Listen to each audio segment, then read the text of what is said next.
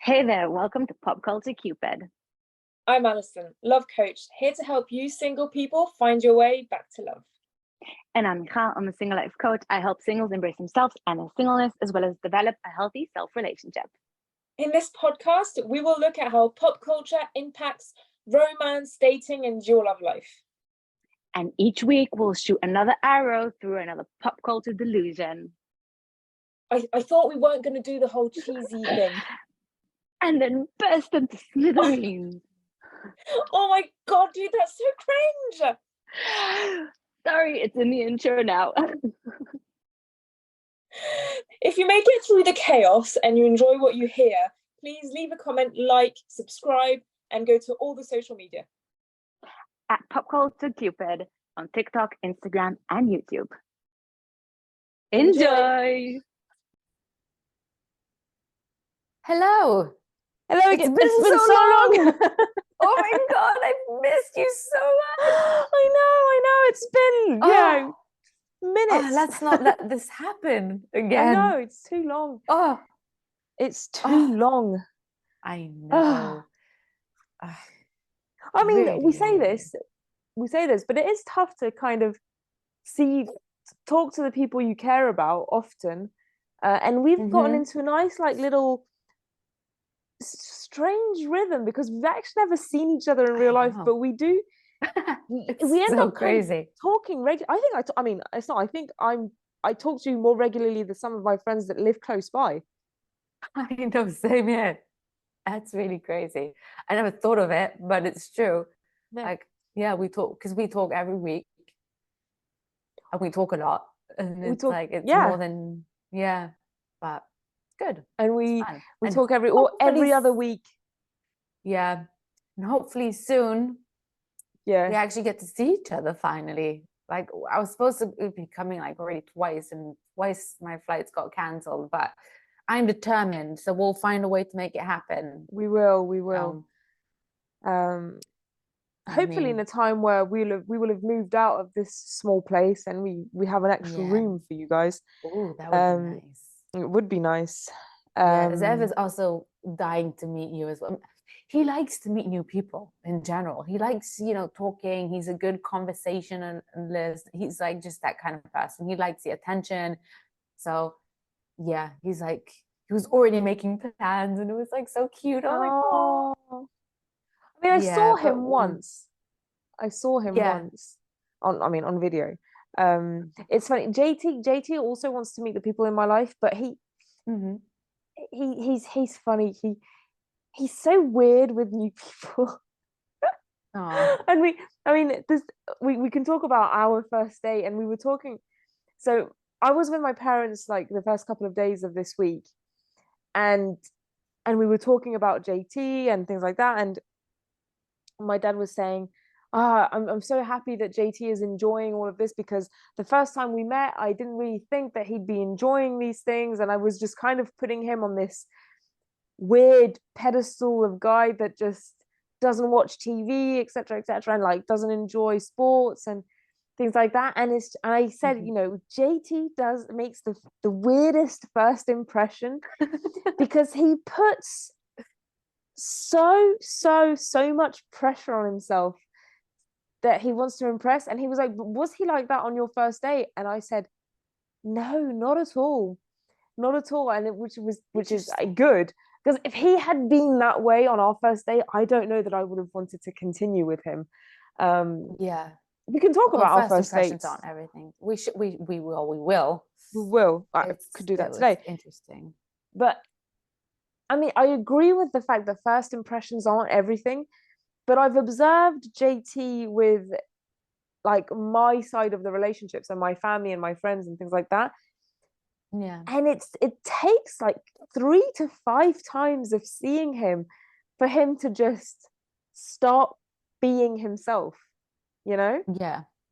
He's so funny that way. He's so, because he wants to do so well.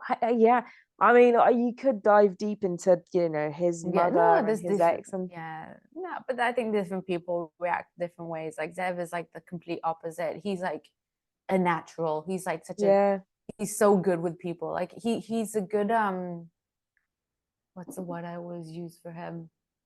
He's good at dubbing people, like getting people to speak and Nice. getting a conversation going. Like he has people that are usually so quiet, opening up and talking and being part of the conversation. He's like very much, you know, just outgoing, but it's just like certain people, certain ways, and you know, so what can you do? It's part of the yeah.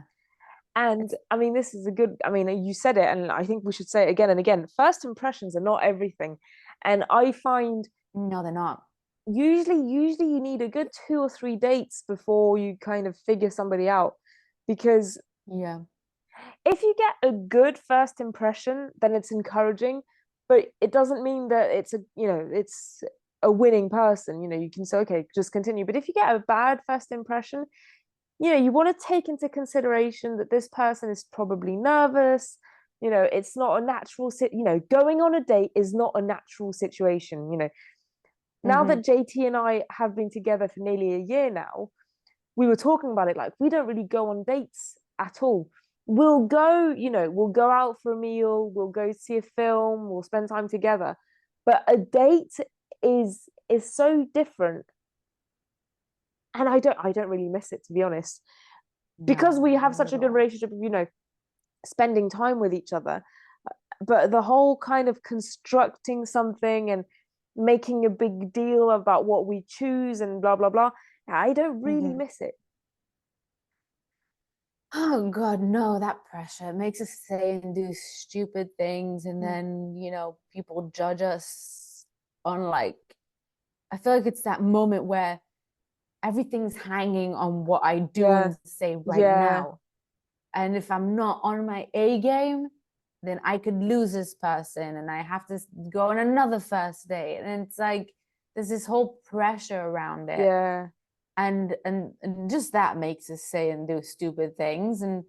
And you know, which is, I guess, in a way also part of who we are. We say, like, you know, certain situations bring out certain parts of us. And, you know, someone can look at it and say, oh, that's cute, that's charming, it makes her do silly things or say silly things. And other people can look at it and go, oh my God, that's so cringe. And then, you know, I guess that person's not for you or not right for you. And it's just what it is. Yeah. I mean, I consider myself to be a good people person. I feel like I tend to make a good first impression, and I think that's, like, you know, and you as well, and think our type of personalities, you know, it leads to wanting to help people, leads to making a podcast, doing Instagram lives, things like that. I think it's just normal. But I'm still looking back at you know, my first dates, and I'm feeling it now in my body of just like the slight discomfort of just, you know, making sure that I'm not, you know, spilling food on myself, you know, trying to give the best, most eloquent way of speaking and the best stories and things like that. That's pressure. I don't know. I mean, I'm a good people's person, but like I could be so awkward.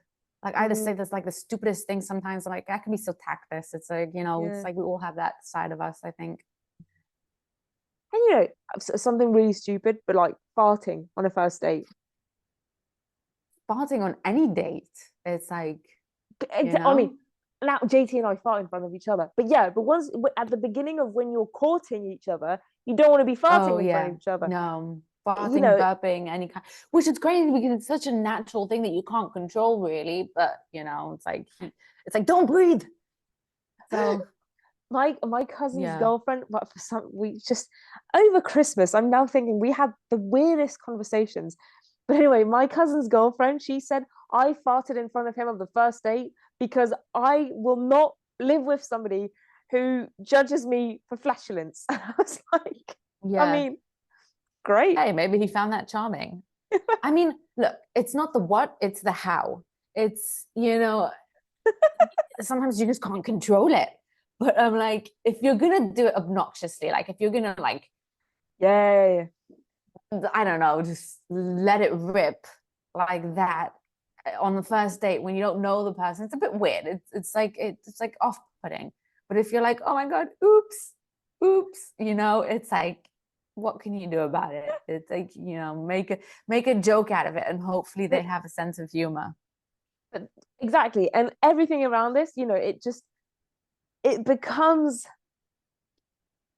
you know, just weird. You're just thinking about everything, and you know, oh yeah. So first, I mean, just dates are weird. So yeah, first impressions. You know, there's a difference between trusting your gut and then the first impression. And I think that on a date, whether or not you're a good judge of character, your gut is so kind of concentrated on yourself that, yeah, you know, I wouldn't ride everything on are you listening to it properly type of thing. You know, you know, your gut is concentrated on you know, I need to not die right now, and then we'll see. So tell us about how, so your mum set you up with Zeev. Yes.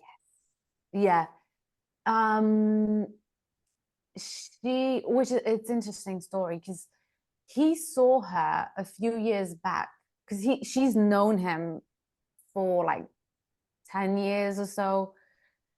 They worked together in the gym, and I think a few years ago she asked him if he'd like her to set him up with her single daughter, and he was just recently divorced, and he was like all over the place. He wasn't, you know, she didn't even tell me about this. I didn't even know, and I probably would have said no anyway in that time. But so nothing happened. Like he was like, no, I'm not in a good place right now, I can't do this. So fast forward I don't know how many years later, by chance Zev sees her out, and like he by chance went to get his haircut right next to where she works, and it was like what, and then he sees her and he's like, oh, what about your single daughter? And she's like, oh, you want me to set you up? I'll do it. And like this, I think the same day or the next, like she's like, we're in the car, and usually my mother leaves me alone with these things. Like she usually doesn't, you know, butt in, and she lets me do my thing and whatever. And so we're in the car, and she's like, so I have this someone who wants to see you or whatever. And then she starts telling me about him, and like he's very tall and he's this. And then she goes on, I can't even remember what else she said. I'm like, Ima, you had me at tall. Sorry, Ima is Hebrew for mother, for mummy. So yeah, I'm like, you had me at tall. And I'm like, yeah. So, and it's funny because right before we were supposed to go on the first date, she was like, she was telling me, oh, he's so down to earth and he's a really great guy and he's really good, whatever. It's like, I really hope you wouldn't set me up with someone who isn't a great guy. But yeah, so I'm digressing here. Get to the point. So we were back and forth a bit on WhatsApp, and he was also being a bit weird. I'm like, oh my God, this dude is weird, which I can't judge because I'm weird too. So we like weirdness. So then we end up, he's like, it was on a Sunday. A Sunday is a regular day for us here. And he was like, I know that if we don't do this now, it's just going to get lost in translation. We're never going to do it. So let's just do it. And he was like, okay, fine. By chance, I can, you know, by chance. Oh my God, such a chance. I was free that day. And I was like, okay, fine, let's do it. And so we decided, he suggested we go to the park. There's like this nice big park, and have like a little night picnic, which I found like was interesting. It was like different, and I can be bothered anyway. I was talking about this yesterday with my sister and her husband. I was like, I can't be bothered to go out anymore. I'm like not in that phase of life where I feel like going out every day and going to loud pubs and bars and whatever I was used to. So we went to the park. He thought of everything. He's like, he bought like this little blanket. He bought us drinks. He bought us snacks. It was very cute. And then, what's the point of all this? So then we just sat and spoke, and I felt like, I don't know, part of me was like so confused and conflicted about what I was feeling. I wasn't expecting it all to be on a date at that time, and I was just like, I don't know. And like on the one hand, I felt like this isn't it, and then on the other hand, I was like, oh my God, but he's so sweet. And the conversation was just flowing. We just sat there for a good few hours and spoke and had fun. And what I liked was at the end of the date, he was like, he didn't kiss me at all. I don't know, like, I know that's a thing, like, does he kiss you on a first date or not? But like, he asked me if he could give me a hug, and then he hugged me, and I discovered like he had the most, like, he has the biggest, nicest bear hugs in the world. But I love hugs. I'm like, oh, not with everyone. I'm like, I don't like, I'm not a very physical person with people that I don't know. But I don't know, there was something about that showed, I don't know, there's something different about, first of all, something different about it, like, and also, you know, that he asked, he was being polite, but in general, it just felt like it gave me that really sense of feeling, this person likes you, you know, you want to hug someone that you like, just like, I like you so much, and this was such a good time, I just want to hold you. Don't know how to explain it better than that. So all in all, I feel like it was a very stable, good first date, but I was very confused and conflicted about it. And I didn't feel any, like, you know, those sparks and fireworks. It wasn't one of those, you know, oh my God, I lost my mind in that date. And I was just like so consumed and overly this and overly that. And I felt like I was so confused by that, because I was so used to seeking that feeling of just being consumed and lost and feeling like, oh my God, what happened? I was like in an alternate universe or whatever. And it was just calm, and it was mellow, and it was chill, and it was just me being me without masks and without, you know, I was just like being myself, and I really didn't give any F's. And it took me a while to digest that and to figure out that, you know, because I think if any other person would have said, no, this is not a person for me, and they wouldn't have gone on the second date, and they would have just missed out on the best person for them, because we're so busy on looking for that all-consuming love and the fireworks and sparks.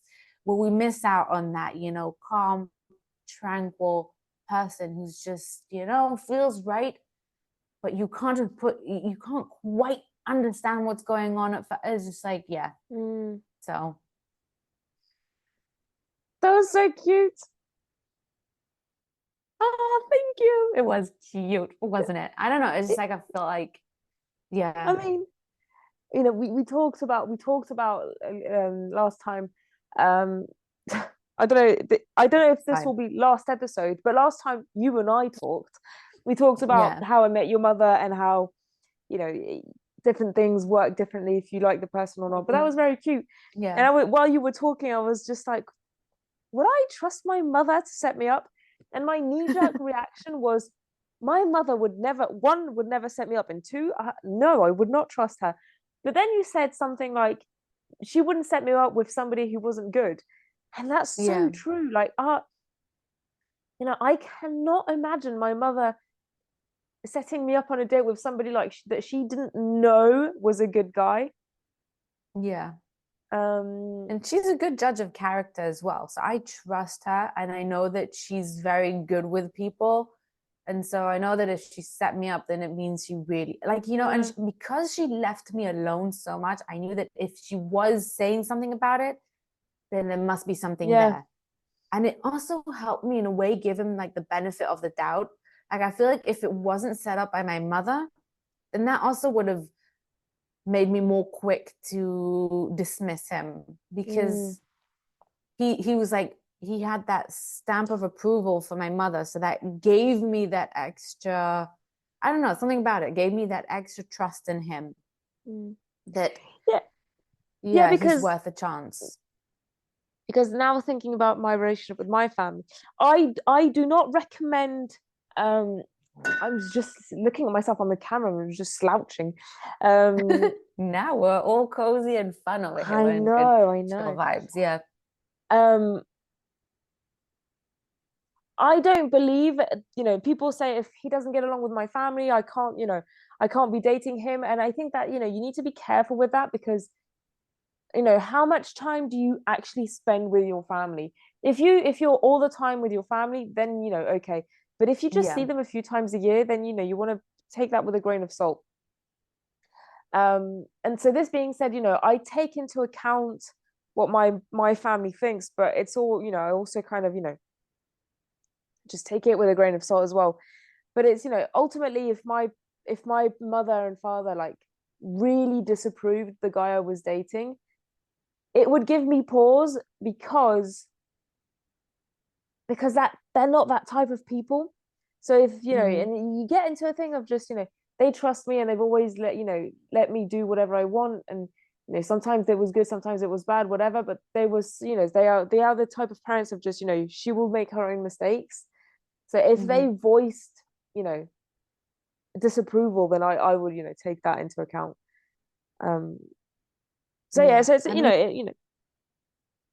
I think, well, I see my family all the time, so family is very important to me, and I think, well, he fit in seamlessly with the rest of my family as well. And I think it is super important, like, because if you don't see your family often and they don't get along, it really, I don't know how much of an impact that makes anyway, although I would still get pauses like, but why don't they get along? Like, it must be something there, but I don't know. You have to be attentive to it and understand why they don't get along, and whether or not it's just because they're the wrong fit, and they doesn't mean either one of them is a bad person. It just means like like, because with any person you can't get along with everyone, and just because they're your family doesn't mean that they'll also get along with him. But if you see your family all the time and there's tension whenever they see him, then it's like, and I'll say even more than that, I realized this recently, because we had like this, my aunt came to visit from America, and we had this gathering with my father and his siblings at my grandmother's house, and he came along with me, and it wasn't the first time that he met them, but it was like, I think the second time he met most of the second or third time, and he got along with them so well, and it just, I don't know, it just, watching it made me fall in love with him all over again, or like him again, like just a new way of liking him. And I mean, like my uncle pulled me aside right as we were about to leave, and he goes, "Oh my God, I love him." And I'm like, "Yes, me too." And I was like, it's such a cute moment where I'm like, seeing my people, the people that I love him, made me love him even more. So there's something about that, and also just getting along. Like, the funniest thing, yesterday I went to babysit for oh my God, I'm digressing here, but yesterday I went to babysit for my sister, and she wrote in our family group that her husband came to pick me up, and she was telling her daughter, who's like 2 years old, that her father's coming to pick her auntie up. And then so her daughter goes, I want my father to pick up Zev. And I'm like, that's so adorable. Like, she's 2 years old. It's like the cutest. And that just makes me, I don't know, it warms my heart in a special kind of way. And so I think it's important to I don't know, I feel like the right people. Yeah, they so it's fits in. Yeah, they want to fit into your life. Yeah. And then you just figure it out, see how it goes. Yeah, that's a good point, by the way. They have to fit into your life. So if family is a huge part of your life, then they have to fit into that. If family is not a huge part of your life, then maybe that's not so important. Maybe your family are your friends. Maybe your family is, I don't know, the way that you live your life. So maybe it just has to fit in seamlessly with, loving to travel, or being an active person, or the hobbies that you have, like the different things. So like it, So how about you tell us about your first date with JT? I'm curious. Yeah, we got a little sneak peek in the last episode for those who are following along, but yeah, so we met. So when he and I met, I was already a dating coach, but I was single. And I think we talked about why we broke up, like why my last relationship ended, whatever. So I was single. I'd been single for a few months. and I had like just decided I'm going to be open to dating. I'm not gonna, you know, go look for a relationship, but it's been a few months, I'm gonna be open to dating again. And that Valentine's Day, I was co-hosting / organizing a singles event. So as a dating coach, and basically I'd been part of the people selecting the participants. Yeah, I did a lot of those last year, and I was there. Basically, the way I selected the participants is like through quiz that I just like matched people more or less like group types, thinking this group of people are going to mesh well with each other. And so it just so happened that he was one of the people. He was one of the people that were there. And so as people were arriving, I was kind of just looking at the guys and not really thinking I'm going to look for somebody for myself. I was just, you know, looking, and I was thinking that none of them really kind of called out to me until this one guy arrived with his dog, and I was like, oh, he's cute. And he brought a dog. That's the cheating. dog or the guy? Oh. So the guy was cute, but the guy was cute. The dog was adorable. I'll post a picture on Pop Culture Cupid, our Instagram page. And I was like, that's cheating. And I tell him, you're cheating, bringing a dog. Like, that's such a good wing. The dog is a female dog, a bitch.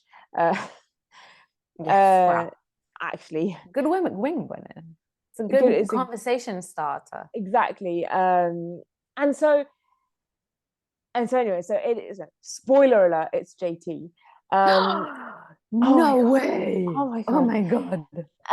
And so I could kind of feel it of just, I like this guy, but I'm here in a professional capacity, so I am just going to ignore him, because one, I can tell that he's going to be fine, like flirting, and I don't want to. I don't want a confusion there. And then I just avoid him throughout the evening, and at the end of the evening, it's like 1:30 in the morning.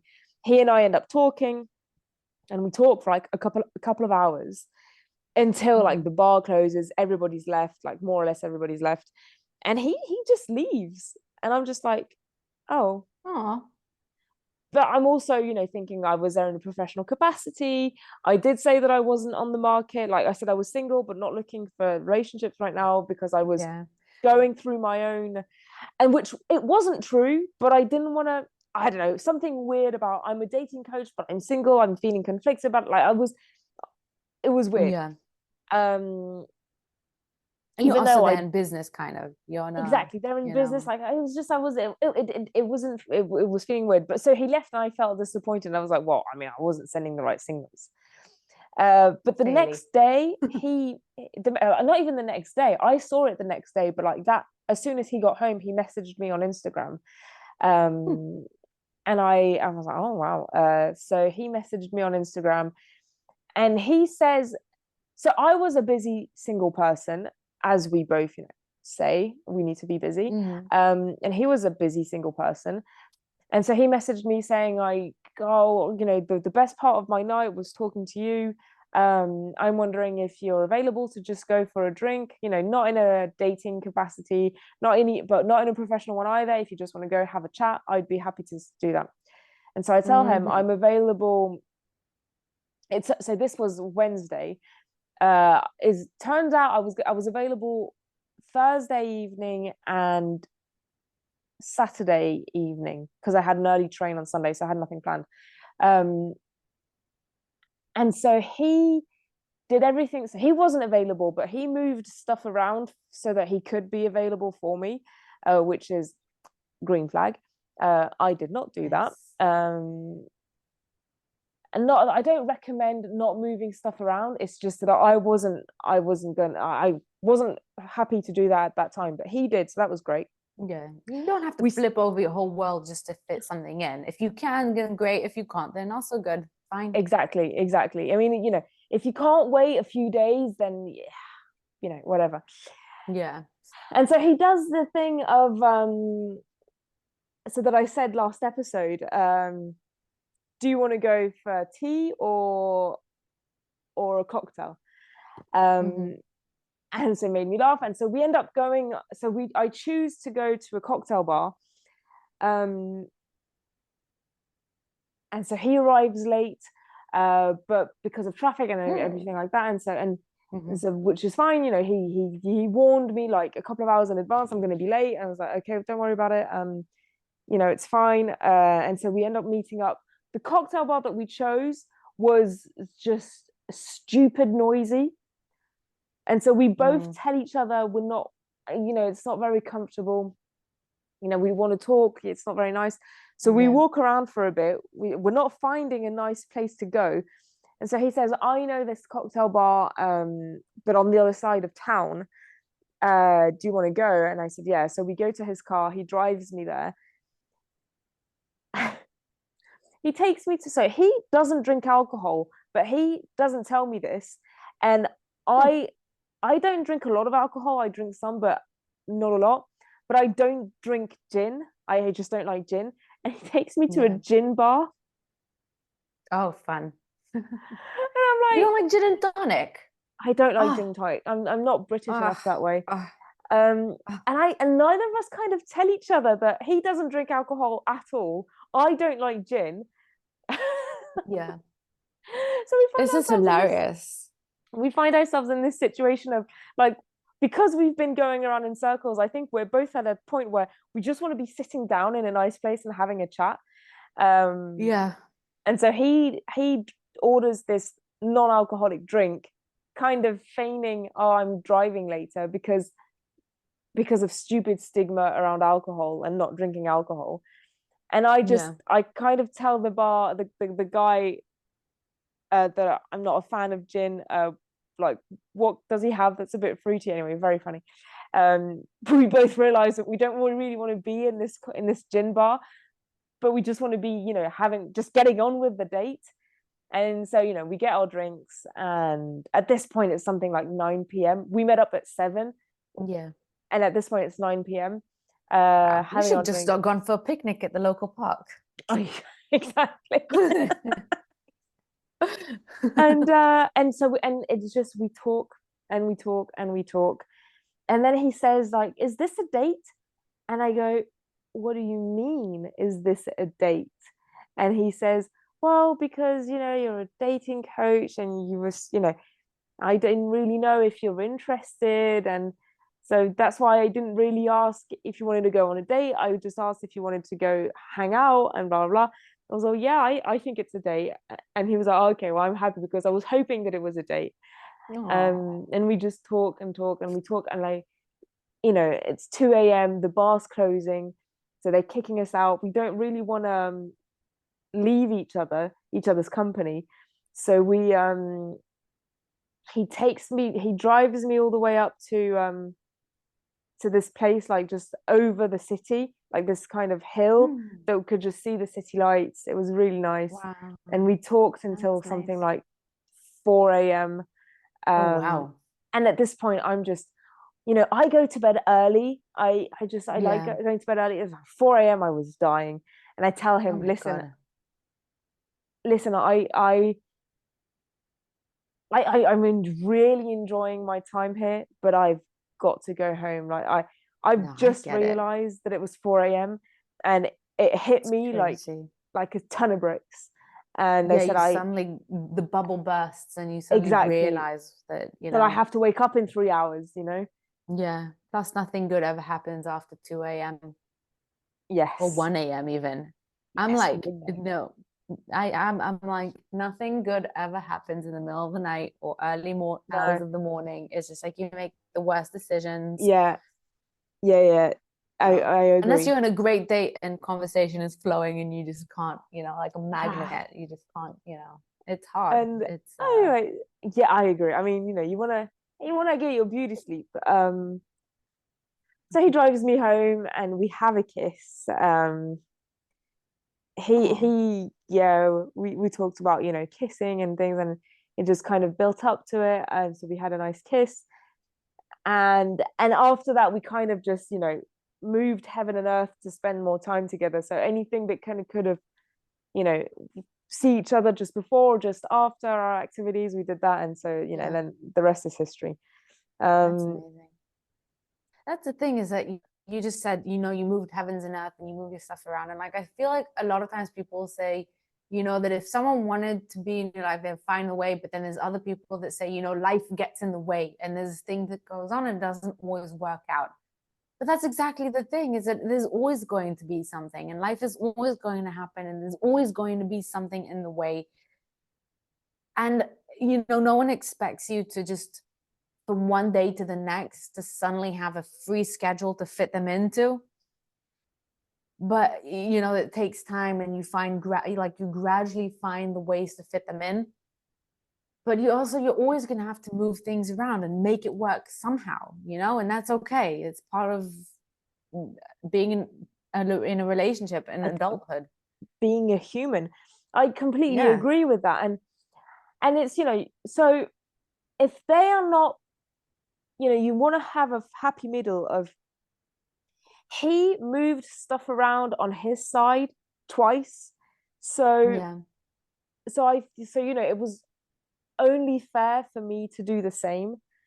And if he and then at that point it would have been legitimate for him to say, hey, I'm expecting you to move stuff around because I did it for you. If we're going to be continuing with each other, it's only fair for you to do it for me. And we never had that conversation because I thought of it first. I was just like, obviously I'm going to be doing this for him. And so yes, life happens, but I'm going to compare it to another kind of non-starter relationship where this guy and I kind of went on one date after 2.5 months of writing. And then he was not moving anything around for me, like at all. And I said, listen, it's fine. I get it. You want to live your life, but that's just telling me that you're not ready for a relationship. And or that he's just not, it's not worth it for him, which is fine. Also fine. It's, maybe for another person he would be willing, but that's just part of life. Exactly. I wasn't, it was nothing personal. It's just, you're obviously not into it. And he said it was just, yes, life happens, but if it's important for you to build something with this person, then, you just have to move things around. It's, nothing, work is important, but nothing is more important than kind of your own happiness and your like family.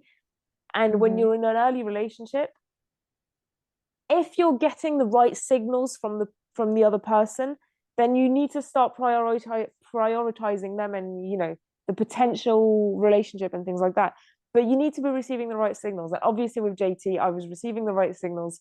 And it's okay to, you can move stuff around once first, but don't do it too often if on the other side it's not happening either. There's that quote. I was just looking it up because I wanted to make sure I get it right, but I can't find, why doesn't it say who it's by? But it says, to say I don't have time is like saying I don't want to. I think it's just an excuse at the end of the day. Oh, it says, no, that doesn't say down that. It's just an excuse at the end of the day, because if you really wanted to, I mean, obviously we're not talking about like extreme cases, okay, get off our backs, but I'm talking about in general. If you really want something, you find the way to make it happen. Lao Tzu, maybe, whatever his name is. I feel like, like sometimes we don't realize it because we just do it on automatic and it's part of life. But I challenge you in general, like to pause sometimes in your life, and when you find yourself doing something on a busy day or just in general, and just think about it. Like you somehow found the way, no matter how busy you are. I don't know if it's like to go out for a walk or to go out for a drink with a friend, or to, I don't know, just sit around and do nothing because you're feeling lazy. You find ways to do things because that's what you really want to do. You turn heavens and earth. And so, when you really want to do something, you find the way to do it. And if you don't want to do it, then it's just not going to you know, you're not going to put the effort in. And it's and a lot of times we don't realize it. So we don't realize we're doing it with other things in our life. So it's sort of like when it comes to that, we say, oh, but we don't have time. We don't realize that we're already doing it for other people, other things in our or other people in our lives, if that makes sense. Yeah, completely. And also, it's okay to not want to do something. Yeah, you know, exactly. Often you will write to me on Fridays or Saturdays, and I have actively decided, like, this is when I'm going to be putting my phone away. Yeah. And so and I don't tell you I didn't have time to look at my phone. I did have the time. I chose not to. Yeah. And it's nothing again. And I say you because you and I are chatting. You're not the only one, right? That I'm not responding to. You know? And so you know that it's nothing against you. And I think that if you at some point got frustrated with it, you would either voice it or just being like, I mean, okay, that's just fine, but that's not the way I see a working working relationship or a friendship. Which you want to figure out different rhythms with people and have that be okay. Yeah. And look, it's also, and at the end of the day, you have to understand and acknowledge the person you're with, because with this specific example, you've told me before, I'm not on my phone on the weekends, and I know that I know that if I send you a message on the weekend, I'm not going to get a response until after, and that's okay. I'm fine with it.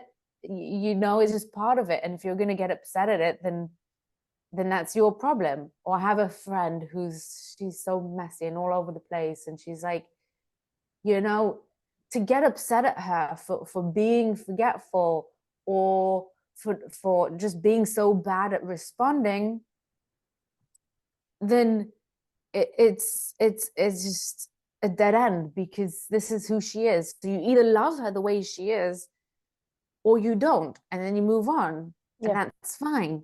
But you have to know the person that you're with, and if you choose to hang out with them or to be there or to allow them into your life, then you have to accept that certain things are just part of who they are, and it's you either love them for it or move on. Yeah, exactly. I like how I don't know. I like how you didn't say you liked them in spite of it. It doesn't, it's just you accept it or move on. It's not in spite of. It's just that's just the way it is. Just to come like JT, he gives a very strange first impression with like my parents and my close friends, where they didn't tell me he's strange, but I could tell that they were like, what is this guy doing? An example is that a couple of very close friends invited us over for dinner, and she had forgotten a key ingredient to her recipe, and JT is such a good cook that he could cook the recipe without that key ingredient and still he could adapt to it. She can't do that. She's very good at following a recipe, but she wasn't very good at improvising, and he just took over the kitchen. But he just took over and kicked her out of the kitchen, and I could tell that he was doing it because he wanted to make a good impression, but he completely forgot that. He's like, you're kicking somebody out of their kitchen in their home, you need to calm down. And she was looking at me like, what is this guy? And I was just like, you need to give him a chance. Trust me on this. Trust me on this. And it took a couple of times, and everybody has said oh yeah, he's actually really great. The first time he's just a bit weird. Yeah, he's a bit weird. So all this to say, I love, he's just like that, and I'm not going to be angry about it with him. I'm not going to love him in spite of it. It is just part of him, and I love him, and it's part of him. And there's always going to be something in someone, whether it's a friendship or a romantic relationship, there's always going to be something that bothers you, bugs you, or annoys you, and whatever. It just have to weigh it and see if it's worth it or not. Because in any relationship of any kind, platonic or romantic, there are going to be things that annoy you and frustrate you, and it's never going to be 100% perfect. So you have to understand with yourself what you're willing to put up with and what not. And I often find with Zev that there's certain things that with maybe in past relationships when I was younger and stupider and whatever, more naive, or maybe it was whatever, there were certain things that I just wouldn't compromise on or find annoying. And today I'm in a different place and I look at things differently, and I'm like, it really, in the grand scheme of things, does it really make a difference? Yeah. It's so insignificant and it really doesn't matter, and so fucking what, you know? And it's about not making such a big deal about certain things and just taking things easy, and not, you know, we have a tendency to just blow everything up and make things such a big deal, or a bigger deal than it is, and then we sort of amplify it, and we unconsciously or subconsciously or deliberately, we tend to like take something small and overly focus on it because it bugs us and we think it's important, and then suddenly it becomes such a big thing that you know, it inevitably really becomes something important. So, you know, you have to really, I don't know, I guess it's a matter of mindset and a matter of time and maturity to really understand, to focus on the things that really matter and what doesn't, and, you know. Yep.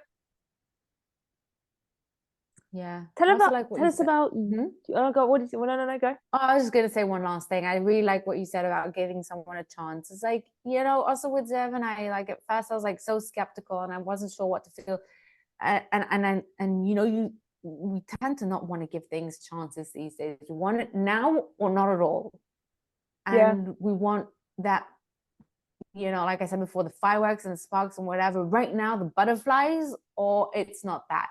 And sometimes we need to give things a chance. And I don't mean, oh my God, I didn't like him at all and it was terrible, but I'm going to give him a chance anyway. No, I mean, it was nice. It was good. It was mellow, but I'm not sure. Something about it just, what makes it feel off is the fact that it just feels different than what we expected it, because it doesn't have that butterflies. It doesn't have that fireworks like we expect it because of movies and fairy tales. So, you know, you have to give that chance, and you have to not, you know, because it often comes from where we don't expect it to come, I feel like. Anyway, tell us about your first dates. Your first date that led to a beautiful relationship or a long-term relationship, you know. Exactly. A good first date, a good first date is a date that leads to a relationship. Yeah. And was it what you expected, or was it like completely different? Yeah. So anyway. We were meant to do something a bit creative don't forget to comment, like, subscribe. We'll be creative next time. We'll be creative next time. I promise we'll think of something interesting to get you to follow and subscribe to us. Bye, everyone. Bye.